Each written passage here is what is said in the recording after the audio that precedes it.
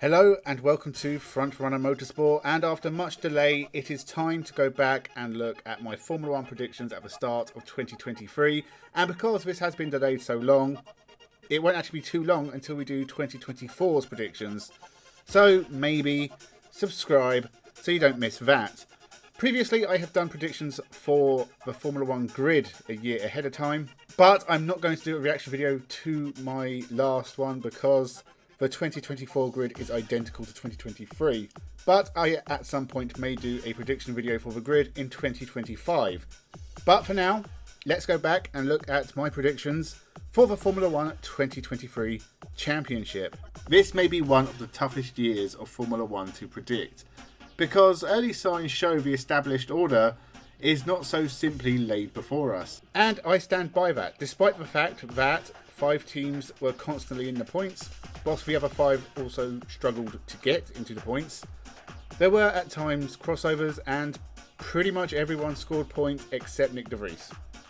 And so we'll get to that, but for the sake of simplicity, Toro Rosso, AlphaTauri, Bull Racing, wherever they are now, they have had 3 drivers in one car this year, not at the same time.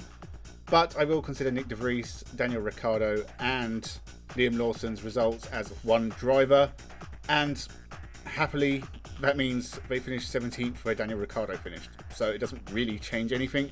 So for the sake of this video, there is 20 drivers. And with that, make sure you subscribe to the channel and let's jump into my predictions for Formula 1 in 2023. Williams 10th with Logan Sargent 19th and Alexander Albon 18th. It's hard to see Williams picking themselves up and getting off the bottom of the table. Alexander Albon is back and he is decent, he'll hoover up some points, but I feel like this is going to be another tough year for Williams. It'll be a miracle if they can score more than 10 points throughout the year. Well, I was very wrong about Williams. They were much better than I thought they would be. They didn't finish 10th, they finished 7th. And even Logan Sargent scored a point, although he was lucky to do so, because he only got 1 point because Hamilton and Leclerc were disqualified in America. But it wasn't a terrible season. But for Albon, what a masterclass. I said he'd finish 18th, he finished 13th, and he scored decent points through the year. Williams looked much stronger than they have in previous years as well, so maybe this is the start of their climb back up the grid. Might take a long time. AlphaTauri 9th with Yuki Tsunoda 17th and Nick De Vries 13th. Yuki Tsunoda must be on his last chance. He had a pretty average debut year, but capped it off with a nice 4th place at the final round. In 2022, he was poor. He crashed a fair few times, made mistakes, and only scored 12 points all year. Wow, I really dunked on Yuki Tsunoda because, yes, it was a bad 2022, but he's not a bad driver, and despite the results, I think he did well this year, because that AlphaTauri was not a good car for a large chunk of the season, and Yuki Tsunoda really brought their only bright spots. So I do apologise to the Japanese driver. He did only finish 14th. It wasn't perfect, but given what he was given, it was a good result. Nick De Vries should have got a Formula 1 drive after he won Formula 2. But he didn't, instead turning to Formula E and winning that championship too. I think he will do okay, and I still reckon he will be Lewis Hamilton's replacement at Mercedes one day. I don't think anyone can imagine Nick De Vries going to Mercedes to replace Lewis Hamilton now. It's a shame, it's not entirely his fault, but performances were poor. Slagging off your former employers, despite how you feel, is never a good look. That is going to be a turn-off for a lot of teams. I don't think we'll see Nick De Vries back in Formula 1. He has drives in the World Endurance and Formula E again, so he has at least landed on his feet somewhere, but it was pretty awful. In fact, the second driver seat at AlphaTauri has been a bit of a mess all year. Ricciardo replaced De Vries, which I guess makes sense, but he then broke his hand, and let's face it, results weren't amazing anyway. He was then replaced by Liam Lawson, who did a fantastic job and could have been Super Formula champion as well. Didn't work out. But I think a lot of people will be disappointed to see Daniel Ricciardo in that seat and not Liam Lawson, given how good Liam Lawson was in 2023. but hopefully there'll be room for him in the future. It was a bad year for AlphaTauri, but it was better than I thought it would be. They finished 8th instead of 9th. Ricciardo, Lawson and De Vries between them did not score many points, but Yuki Tsunoda had a much better year than I thought. So on the whole, it was an okay prediction. Every driver was pretty much around where I thought they would be, but it's not great, and at the moment we are still 0 for 6. Haas 8th with Nico Hülkenberg 20th and Kevin Magnussen 12th. Yes, I'm doing this. I'm doing this because Hülkenberg replacing a young, talented driver like Mick Schumacher leaves a really bad taste in my mouth. Nico Hülkenberg has had his day, and it was a long time ago. He's going to have a bad year and get completely outclassed by Kevin Magnussen. This was very wrong. I did it entirely out of spite. I still think it's a very boring appointment. Hülkenberg didn't do great. He only finished 16th, and Haas finished last. It was a rubbish year, but there were some good qualifying performances from Nico Hülkenberg. Magnussen is going to be getting the better results. He didn't. He finished 19th. Let's move on. Alfa Romeo 7th with Valtteri Bottas 15th and Guan Yu Zhou 10th. If they can give him a reliable car, Zhou will score some decent points finishes. Valtteri Bottas did well in the first half of the year. He looks as steady as ever, but I think Zhou is going to outshine him. It will dent Bottas's confidence, and this may be the beginning of the end for the Finnish driver, who I still think would suit a drive in world endurance. Well, I got one right for Valtteri Bottas. I said he'd finish 15th, and he finished 15th. But what a terrible year for Alfa Romeo. And a shame as they are now leaving the sport. And Sauber are going to be called Kick, Sauber, whatever. It's a terrible name, and a terrible shame that Alfa Romeo were gone. Valtteri Bottas has survived another year. I still think he'd be better off in the World Endurance Championship, but he clearly likes running at the back of Formula 1. Disappointing from Sauber. I think the next couple of years are going to be tough for them as they get ready for Audi to turn up. Guan Yu Zhou has shown flashes of speed at times, and I think he is still a great driver, but he did not finish 10th. He finished 18th. And Bottas didn't score many points in 15th either. It was just a rubbish year for the team. McLaren 6th with Oscar Piastri 14th and Lando Norris 9th. Was I sniffing paint thinner when I made this prediction video? This does not look good for McLaren. After all the effort they put into signing Oscar Piastri, they may not even be able to give him a car that is competitive. Actually, to be fair, in the first half of the year, McLaren were pretty much nowhere. It looked like it was going to be a dismal season, but they suddenly picked up towards the end of the year. Both drivers were fantastic. Piastri finished 9th, he didn't finish 14th, and I was completely wrong, he even took a win in a sprint race. Lando Norris is a great driver and will get decent finishes. It all depends on how McLaren are performing and if they can develop the car to run at the high end of the midfield. Honestly, there were times towards the end of this season where it looked entirely feasible that a McLaren could take a race win, especially in the hands of Lando Norris, who put in some incredible performances. It's a shame I wrote McLaren off at the start of the year because it has been an astronomical rise. A phoenix from the ashes in the second half, and honestly both drivers were incredible. They both looked like potential champions. This team could do anything, and I was an idiot for putting them in 6th. We're pretty much halfway, and I have got one right. Aston Martin 5th with Lance Stroll 16th and Fernando Alonso 6th. Things are looking good for Aston Martin. Sebastian Vettel may have retired, but replacing him with the older and even more experienced Fernando Alonso is in retrospect a decent move. He clearly wants to be part of the Aston Martin team, and his desperation to win again may drive the team forward at breakneck speed. He made his debut 22 years ago and still has the drive to win. It's a very impressive mentality. Fernando Alonso had his best season in over a decade. It was, at least for the first half of the year, an incredible season for Aston Martin. It did drop off, but there may be reasons for that. It'll be interesting to see what they turn up with next year. As for Alonso, I mean, the time he has spent in Formula 1, even though he's had a few years away to have a go at the Indy 500 and Le Mans, it has been an incredible career, and he is still looking keen to keep it going. At times, again, much like Norris, it looked like Alonso could have taken a win this year. Monaco really does come to mind. I think it was on the table there. Disappointing the way it ended, but Alonso finishing 4th in the championship, it was just incredible. Even Lance Stroll it wasn't as bad as I said it would be. Lance Stroll remains and will be at his usual level, crashing, hopefully not into Alonso, and generally being slow. Occasionally he'll stick it in the top 10, maybe even a 5th place somewhere, but I think this team will fall short of 4th place, and it will be because of Lance Stroll. I said Lance Stroll would finish 16th, he didn't, he finished 10th. This was both very harsh but also very correct.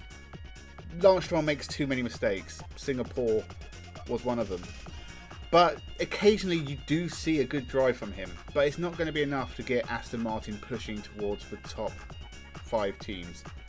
They're going to be stuck fighting for 3rd, 4th, 5th in the Constructors because Lance Stroll is just never going to score enough points over a whole season.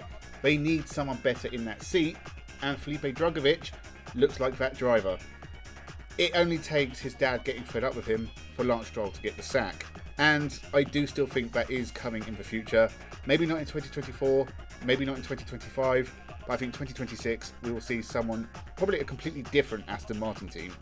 Alpine 4th with Esteban Ocon 11th and Pierre Gasly 8th.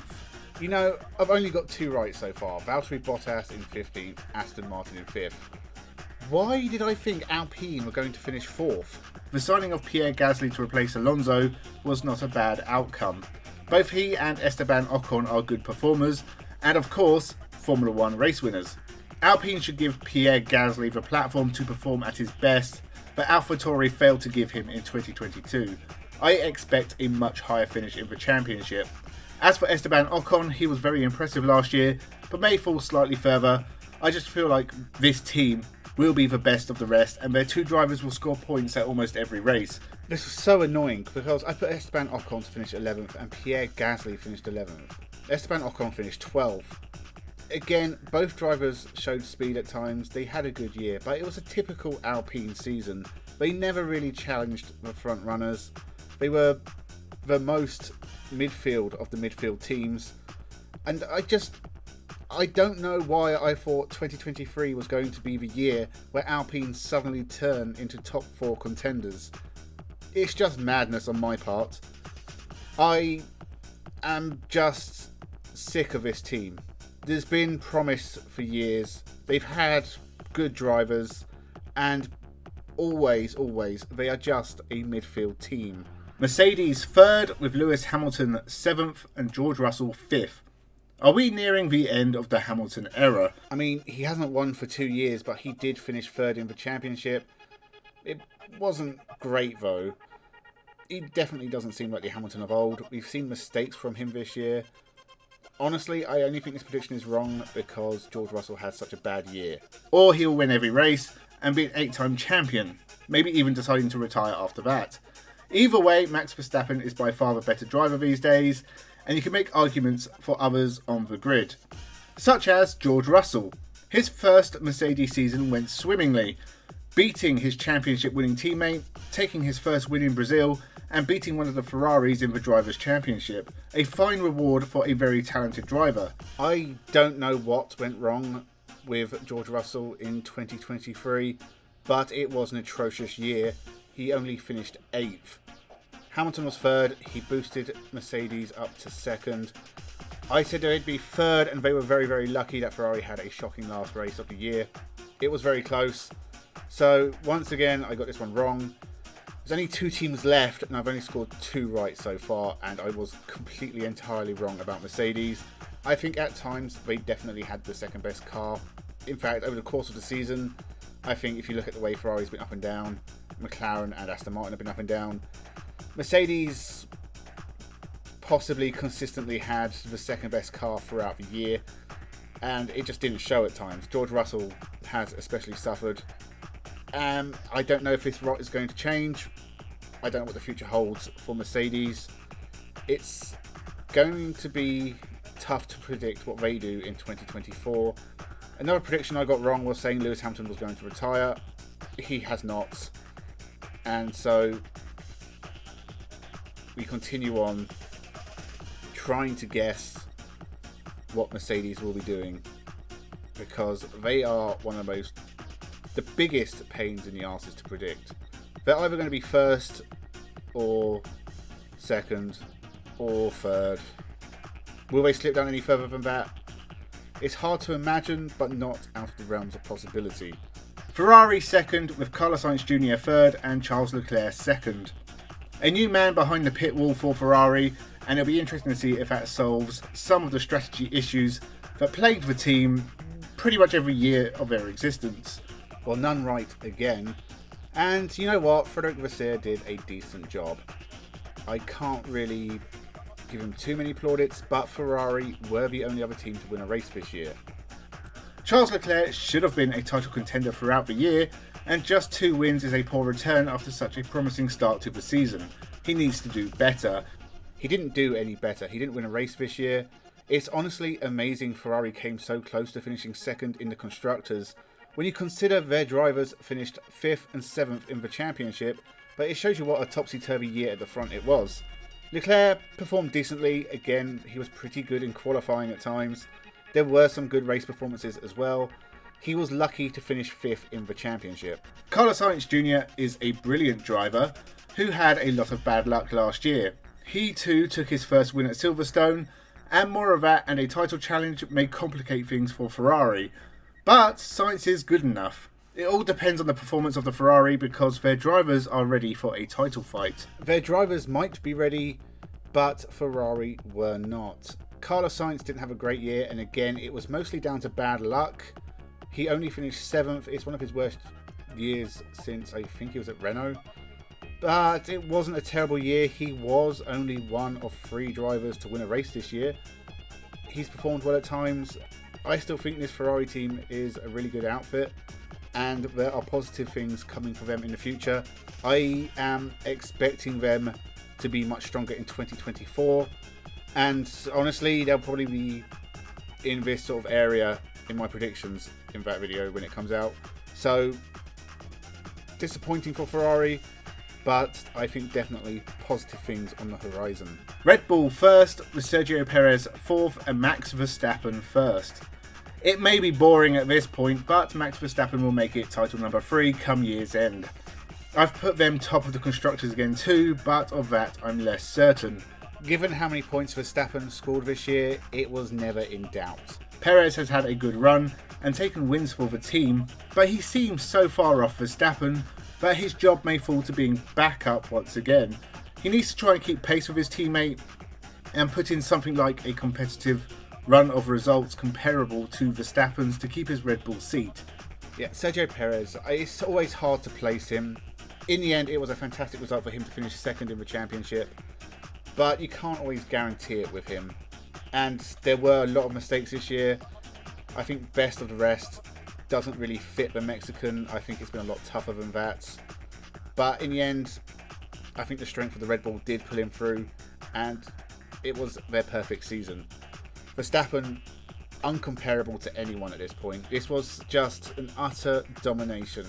19 wins out of 22, more points than any other team. It's just, honestly, mind-blowing how good a year it was for Verstappen. And this does double the points I scored, but it's kind of cheap that I get 2 points for Verstappen and Red Bull being first, because it honestly looked obvious before the year began. It looks even more obvious now. Perez, I should have probably put him second, but it's hard to trust him, and at times he has shown why this year. But once again, I was pretty much spot on with my prediction for Red Bull. So they are my predictions for 2023. Are they all completely right? Well, we can dream. So that was my predictions list from the start of this year. 4 out of 30. That is atrociously bad. Next year I'm going to do better. The only ones I got right were Valtteri Bottas, Aston Martin, Red Bull and Max Verstappen. Embarrassing. And I call this the most predictable series in motorsport. Obviously not, because I can't predict it for shit. Let me know how you did in the comments below. Who did you predict to be champion? Was it obviously Max Verstappen? Who do you predict to be champion in 2024? Honestly, it could be anyone. Maybe even Lance Stroll. It's probably going to be Max Verstappen again. Thank you very much for watching. Subscribe to the channel. Leave your thoughts down below. Come back very soon for more videos. Have a Merry Christmas and have a good one.